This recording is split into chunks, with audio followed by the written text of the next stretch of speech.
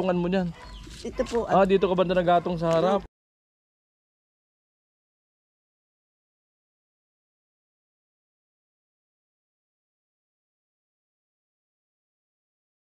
Ano pangalan mo, Nay? Angelina. Ako po si Angelina Saison Bilyon. Na ako po ang nasunugan dito sa Zona 7, San Roque, Bato, Camarines Sur. Ilang taong ka na mag-isa, Lola? Ay, matagal na. Ako sa full brother na namatay ang asawa ko ng 1994.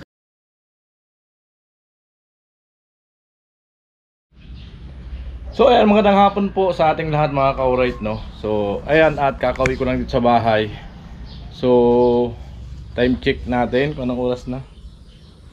3:58 ng hapon. So yun nga, di namin natapos yung ano, yung nasitadahan namin ni Arnel sa firewall kasi umulan.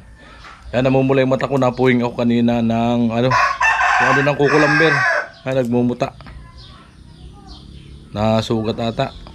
So ngayong kanina habang kami nagpapahinga, may nag-upload na ano, nasunugan dito sa aming barangay San Roque. May nag-upload po sa Facebook. At kawawa, mag-isa na lang pala si nanay na nakatira. Mag-isa na lang nakatira sa bahay. Ngayon nagpakulo ng tubig na gatong. So nakita niya na abo na yung gatong. So yung natitirang kahoy na may baga, hindi niya napansin na nakadikit sa dingding.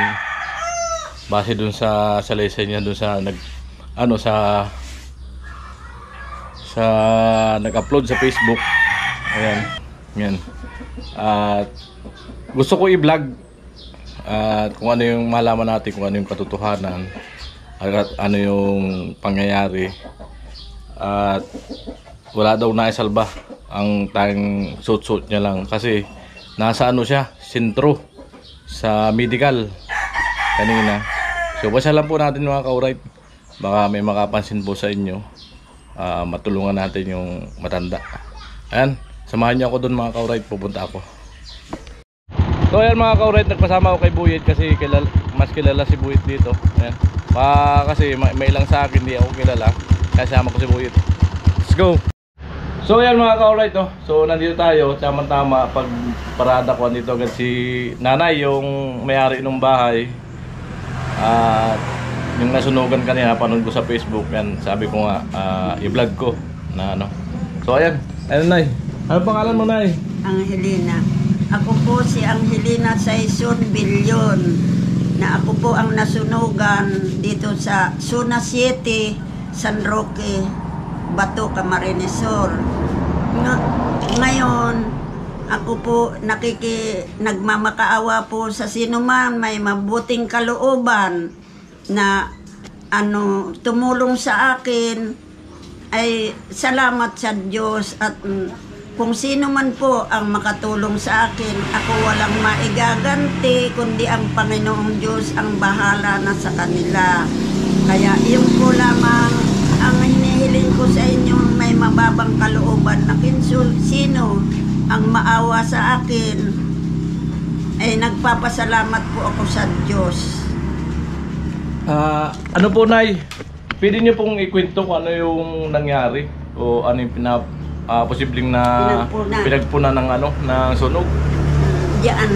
Opo, pwede niyo po sabihin? Ang nangyari po sa aksidenteng pagkasunog ng bahay ko, yung doon sa tapat ng tinutulugan ko, ang daming langgam na pula, yung masakit mga gat. Ang sabi ko, bukas magpapakulo ako ng tubig at isasaboy ko doon sa simyento para mamatay yung langgam. Dinang 3 beses po ako nagpakulo.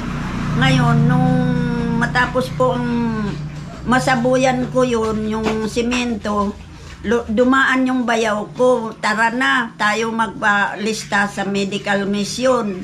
Sumama ako. Ngayon po, bumalik ako sa bahay, pero wala pa yung apoy na nagano doon sa gatungan ko. Opo. Ngayon, para pagkaano nung makaano na ako doon sa magpa-medical ko, step by step po. So, nilapitan namin. Ngayon, matagal. Ngayon, magpapa-inject ako ng pneumonia. Nag-snack ako. Tapos sabi nung mag-inject, kailangan busog. Opo. Nag-i-snack po ako. Yung apo ko sa pamangkin, nilapitan ako. Hoy, umuwi ka na. At yung bahay mo, tupok na. Kinabahan ako. Ganun po ang nangyari. Yung nagpainit ako ng tubig na isinaboy ko doon sa mga langgam.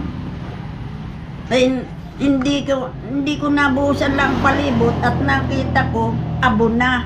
Yung pala, siguro ka ko, mayroong baga sa ilalim. Meron siguro po may... Ganun po ang nangyari. Bali yung yung upos ng gatong. Opo. Napatikit sa sa dingding. Baka doon sa mga iba man na kung anong madikitan yung gatong na tuyo. Ganun po ang nangyari sa pinagmulan. Yun na po ang nangyari. Bali na-check naman pala ni nanay. Wala siyang nakita na ako napansin. So mamaya papakita natin ang tsura ng yung bahay na nasunog. Ayan, kita tayo magpapasama kay nanay para makita nyo. Alright. So ayun nay, at hindi naman ako nangangako na kung anong lang ito, kung ano yung kalabasan ng ating vlog. Kung may makapansin na mga sponsor na pwedeng tumulong po sa'yo, ay anday lang po natin. Nagpapasalamat po ako sa Diyos. Opo. Hindi na po ako makagaganti. Si Lord na ang bahalang gumanti, ang may magandang kalooban po. Opo. So ayan, at papasyalan po namin yung natupok na bahay ni Opo. Lola para makita po ninyo. Ayan. Si Mama ko Pwede ko po sa Mama Lola para mapasyalan natin. So ayan, ito po yung ayan yung harap at ito yung papasok. Ayan. Pasyalan po natin. Hello. Hello. Shout out. Ay. Sabay eh. Tawa si ate. So ayan po. Ito, malapit na kami. Grabe. Grabe ang nangyari Naging uling ang bahay ni Lola. May kalakihan pala yung bahay ni Lola. Medyo malaki nga po. May kalakihan pala to. yung bigas, brother, Yung hindi kanina man natupok. Yung kanina po, naririnig ko si Bibing Tuyay, sabi ni Bibi. Sabi ni Bibi, Yayang Hiling, umuwi ka nga po, nasusunog yung bahay nyo. Amo ta santoy kakinan. Pero bigla po akong pumunta ng barangay hall kasi nandoon po si Kap at nandoon pa rin po si Secretary. Sabi ko, Sek, tumawag ka po ng Bureau of Fire kasi kako nagkakasunog na yung bahay ni Yayang Hiling. Yan pa nga kako si Yayang Hiling tumatakbo na. Kaya tumawag na rin po talaga yun si Secretary. Saan banda po yung gatungan mo niyan? Ito po. Dito ka banda nagatong sa harap. Opo. Amo man ang Ayan ang nag-uli kang bigas. nag-uli ikang Ay, pinalunad na ako ko'y gininalin. May nala, lumunad na ka. Di ka magpanik la. Doy. Buti hindi ka nagpanik, may himatay ka pala. Mapasama Ako man ako doy, dibdib ko doy. Huwag kang papasok, Lola, sabi ni. Grabe nang nga, nakakapanlo mo po. Di baling mabaan, huwag lang masunugan. Dapat ang yung baha, may nakaligtas, brother ko, kundi ade. Yan lang daw, damit ni nanay ang nakaligtas. Walang ginagawa talaga ang apoy ay. Walang sinisino ang apoy. Pag apoy ang tumupok. Buti nga, di nadama yun Kasi pinagparabomban ako noon na si Sir Landong. Pinagpara sa buyan. Ay, yung bubong. Po.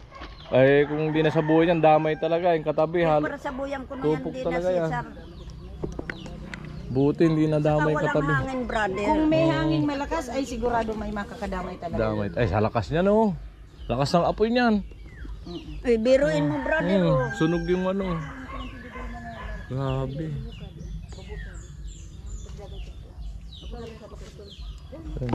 So yan, grabe mga ka-alright ang nangyari sa bahay ni Lola. So nakakaiyak tingnan, nakakapanlumo. So ang problema ni Lola ngayon, yan siyempre matutuluyan at mga gamit, ubos talaga. Pati mga balde yung bigas niya Ay, inay ko. O yun, bugas talaga Kaya sabi ni Tata Tinoy, Mabuti pa na nangiling, hindi mo kinuha yung bigas mo sa mulino, nakaligtas ako'y kapigkanon. Makikaon-kaon ng ng anak ko, no. Grabe. Siguro May kalakihan pala to. Lahat ito may bubong. Hanggang doon. Laki. Malaki talaga, o tingnan mo naman Ang yun. laki oh. Laki ng bahay ni Lola. So, ilang taong ka na mag-isa, Lola? Ay, matagal na. Ako sa Paul brother na namatay ang asawa ko ng 1994. Nag-isa na ako sa buhay ko. Wala kay anak. May isa, may pamilya man, marami. Nasaan? Nasa Marikina. O baka pili kayo manawagan sa anak mo. Ay, pinaalaman na, tatawagan nga daw ako ngayon. At sabi, pihong sasabihin na Nay, uwi ka na dito. Sasabihin na naman yan sa akin. Ayaw mong umuwi doon? Ay, pilang taon na ako no, na pinaanong doon tumira. Sabi ko, Doy, na-pick up na ako sa senior. Magtiyatyaga na ako doon no. Hanggang 81 ako na-pick up. Samantalang dapat 60 lang. Na ako, 81 na no, na-pick up ako. So, ibig sabihin, mas gusto niyo tumira dito sa ano? Pinagtityagaan ko, probinsya, brother, kaysa ang doon sa senior. Maynila. Sayang man. O may yung pensyon ng senyor? Ang ibinibigay mabuti ngayon 1,000 na kuno. Yung kanto 500 sana. Ano, isang buwan yun? Paano magkakasya yun? Eh, gam naman ako kumain ganyan. Pinagkakasya ako, siyempre, mag-adjust man kita, brother, ka na punta. Mayroon pag-asahin 1,000 sa isang buwan nga. Sa mahal ng mga bilihin. May anak naman pala si Lola, iisa lang. Sa Marikina daw, nakatira. May pamilya man. May pamilya na doon. So ayan no, grabe. Back to Salamat zero si sa Lola. Diyos, brother, ang mga pagkaloob kan sa akin ng sino man, ang mababang kalooban. Diyos na ang bahalang gumanti sa kanilang lahat. Ipanalangin po natin na haplosin nawa sila ng Ipuin ng ating banal na Panginoon Espiritu Santo. na bigyan kayo ng biyaya. Kaya yun ang dalangin ko sa sino man na tumulong sa akin. Hindi ako makagaganti, brother ko. Si Lord ang maggaganti sa kanila. Ako wala naman sukat na ikaganti.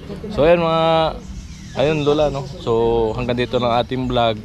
Ayan, sana may makapansin po sa ating vlog na to. Salamat po. Ayan, para kay Lola. Ayan. Inuulit ko po na kung sino man ang may tutulong sa akin, ako'y taus-pusong nagpapasalamat sa inyong lahat-lahat. Sa buong pamilya. Ayan, God bless po Lola. God bless. Ayan. Ayan, salamat mga ka-alright no. Ito, grabe talaga kapanlumo. Ayan, tingnan nyo naman. Puro uling na natira yung yero. Sira-sira na. Ayan. So ayan. So ayan mga ka-alright. Sana itong vlog natin na to ay magkaroon ng part 2 para kay nanay. Ayan. Siyempre ngayon pa lang ay lubos ako nagpapasalamat sa lahat ng sponsor na patuloy na nagtitiwala sa Team Pahuay at lalo na kay Kuya Noli Vlog at kay Kuya Gatsi Official. Maraming salamat po. Yan, bye-bye. Muli, maraming salamat po sa patuloy niyong suporta at hindi pag-skip ng ads sa ating mga video, vlog, Kuya Gatsi Official. Yan, maraming salamat po at all sponsor viewers. Yan, lahat sana po tayo ay pagpalain ng pong may kapal. God bless to all. Bye-bye.